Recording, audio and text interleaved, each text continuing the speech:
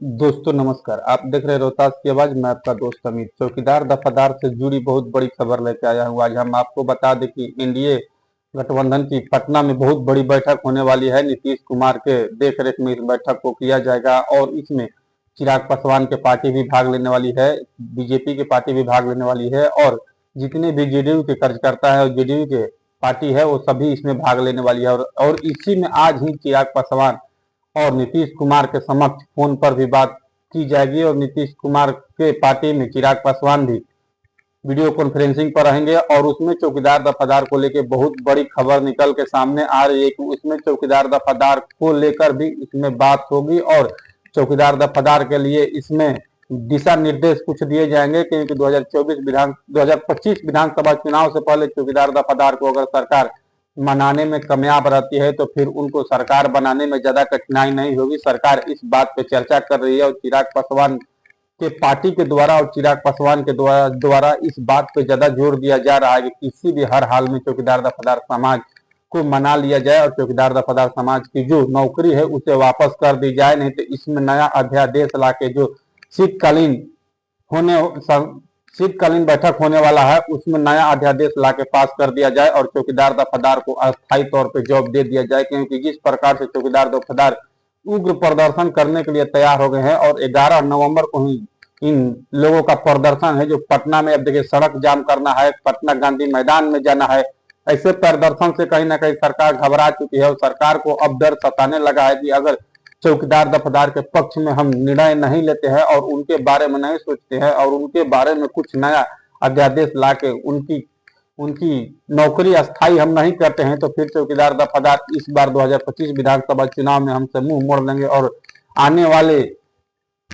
25 के चुनाव के बाद हमारी मुख्यमंत्री की कुर्सी भी जा सकती है और एनडीए गठबंधन जो अभी सत्ता में है, एनडीए गठबंधन सत्ता से बाहर भी हो सकती है। इस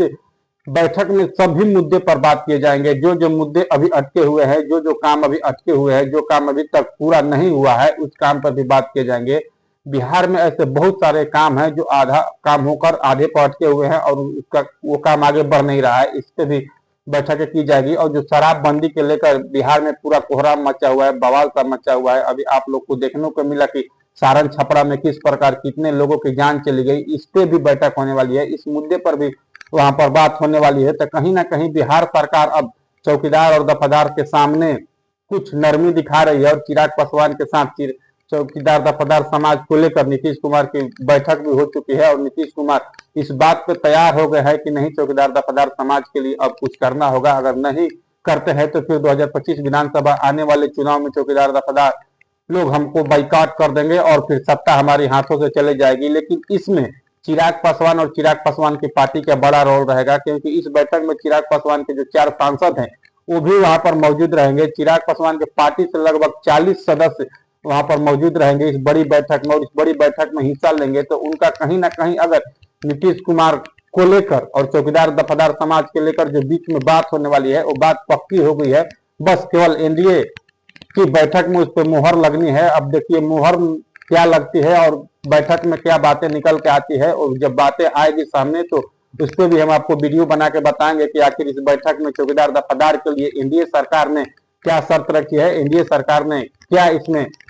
बैठक में क्या प्रस्ताव पास की है, क्या चौकीदार दफादार को फिर से नौकरी मिलने वाली है, क्या जो चौकीदार दफादार का आश्रित है फिर से उनको नौकरी मिलने वाली है। अब ये तो आने वाला समय बताएगा। अब जो बैठक से बातें बाहर निकल के आएगी उसका वीडियो हम आपको बना के चैनल पर अपलोड करेंगे, आप लोग चैनल से जुड़े रहिएगा। लेकिन एक बात तो फिक्स है कि अब सरकार भी इसमें दिलचस्पी दिखा रही है और सरकार भी चाह रही है कि कहीं ना कहीं चौकीदार दफादार को अपने तरफ कर लेना है। अगर सरकार नहीं करती है तो उसको डर सता रहा है कि 2025 विधानसभा चुनाव में अगर कुछ इधर उधर कर देती है चौकीदार दफादार समाज के फैमिली या चौकीदार दफादार समाज के लोग, तो सरकार के साथ अनहोनी हो जाएगा और सरकार सत्ता से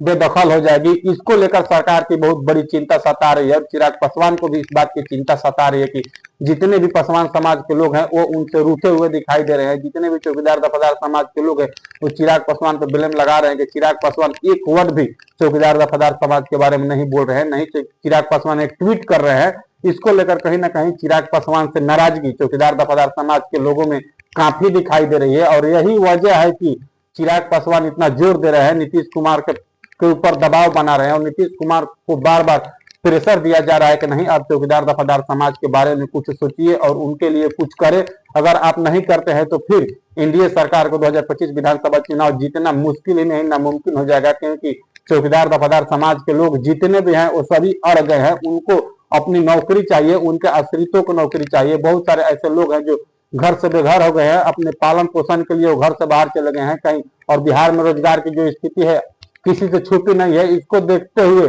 जितने भी चौकीदार दफादार समाज के लोग हैं वो अड़े हुए हैं कि नहीं, कहीं ना कहीं हमें बिहार में अस्थायी जॉब मिल जाए तो हम अपने फैमिली के साथ रह सकते हैं, अपने फैमिली के साथ टाइम बिता सकते हैं और अपने बीवी बच्चों को सही ढंग से हम रख सकते हैं। कहीं ना कहीं इसी मुद्दे पर आज बैठक में ये बड़ा मुद्दा रहेगा और इस मुद्दा पर चर्चा होनी चाहिए। अगर नीतीश कुमार को फिर से सत्ता में आना है तो इस मुद्दा पर चर्चा करना होगा, और इसमें क्या फैसला है अब तो नीतीश कुमार जब पार्टी की बैठक खत्म होगी तो निकल के सामने आएगी, तब हम आपको बताने की कोशिश करेंगे। बाकी आप लोग देख रहे थे रोहतास की आवाज, मैं आपका दोस्त अमित। आप लोग अपना प्रतिक्रिया कमेंट बॉक्स में जरूर दें। मेरे चैनल पर नए हैं तो मेरे चैनल को सब्सक्राइब करें। आप लोग से मिलते हैं एक और नए वीडियो में, तब तक दीजिए इजाजत। जय हिंद, जय बिहार।